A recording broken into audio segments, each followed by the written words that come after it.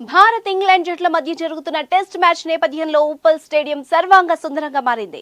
ఇరు జట్ల మధ్య జనవరి 25 నుంచి తొలి టెస్ట్ మ్యాచ్ ప్రారంభం కానుంది. అయితే ఈ స్టేడియంలో ఐసీసీ వరల్డ్ కప్ మ్యాచ్లు కూడా జరిగాయి. వరల్డ్ కప్ పోరులో పాకిస్తాన్, ఆస్ట్రేలియా జట్ల మధ్య జరిగిన మ్యాచ్ సిట్టింగ్ పరిస్థితుల్ని హైలైట్ చేశారు నెటిజన్లు. గతంలో ఉప్పల్ మైదానంలో చాలా సమస్యలు ఉండేవి. ఓవైపు పైకప్పు ఎగిరిపోయి, కుర్చీలు విరిగిపోయి, తాగునీరు ఇబ్బంది తదితర సమస్యలు ఉండేవి. గజం కేవలం 4,500 రూపాయలతో 165 గజాల భూమి కేవలం 8 లక్షలు మాత్రమే. కుర్చీలు విరిగిపోయి, తాగునీరు ఇబ్బంది తదితర సమస్యలు ఉండేవి.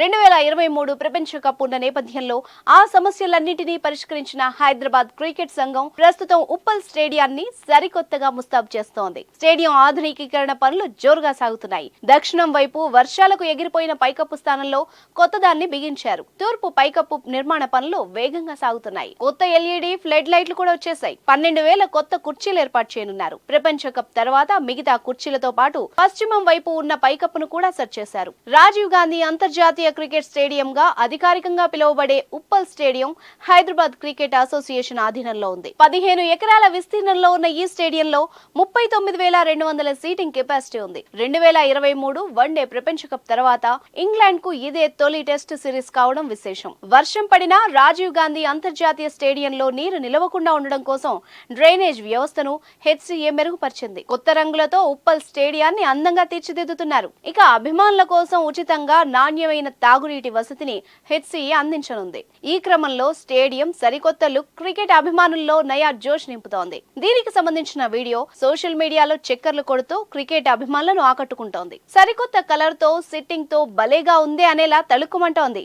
ఇక మ్యాచ్ విషయానికొస్తే సొంత గడ్డపై భారత్ బలమైన జట్టుగా బరిలోకి దిగబోతోంది. ఉప్పల్ స్టేడియం అంటే భారత క్రికెట్ అభిమానులకే కాదు, జట్టుకు సైతం ఎంతో ఇష్టం. భారత్ కు ఉప్పల్ స్టేడియం కంచుకోటగా భావిస్తారు. ఈ స్టేడియంలో టెస్టుల్లో భారత్ ను ఓడించిన జట్టే లేదు. 5 టెస్ట్ మ్యాచ్లు ఇందులో జరగ్గా 4 టెస్టుల్లో టీమిండియా విజయం సాధించగా ఒక్క మ్యాచ్ డ్రాగా ముగిసింది. వన్డేల్లోనూ టీమిండియాకి అత్యధిక శాతం విజయాలు దక్కాయి. టెస్ట్ మ్యాచ్ క్రమంలో ఇప్పటికే ఇరు జట్లు వేదికకు చేరుకున్నాయి.